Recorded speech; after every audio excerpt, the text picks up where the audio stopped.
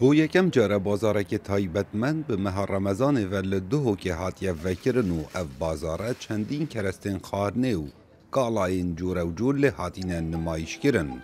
پشتی دم خارنا فتاره و حتی دم پاشیوه خلکه که اگجار زور قستاوی بازاری دکن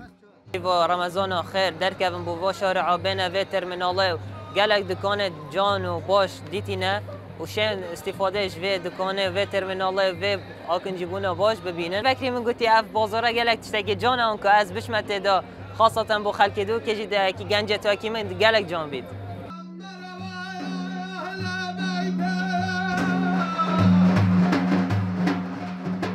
مدیحین آینی لوی بازاری دهینا گوتن دگل لیدانا دفه به دنگ درویشک خورد بالا خلکی گلک بخور را کشایه و روشکا اگجار زور دایه بازاری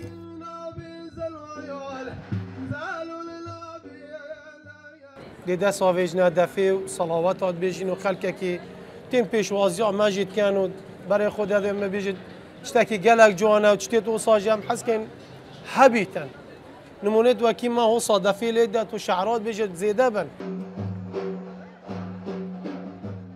هلبت بازار شوین رمضان نبتن میرا بجداری کریه ریجکا زور جکچو جنام بجداری وی بازاری بوینو کالا و کرستین خواه اتفروشن از گلک کیف خوشم ام وقت و اکشن اکوام وی پروژه دا بجدار بوی و بیکم هر کچکا چیانه که بیتن که خود شداد بینیتن کار سر بکتن و نه لیتن مثلا کس کار تکرنه لبکتن نشتن دیف حزا خوب چیتن ام جنجی وکی هر کسی که موافقه یعنی شو لی بکن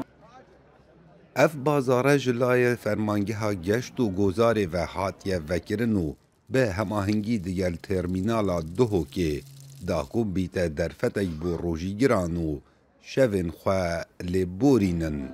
چل کمپانیان بجداری اوی بازاری بوینو کالاین خواه نمایش کرینه جبو بکران کاوع مردنگ امریکا دهوک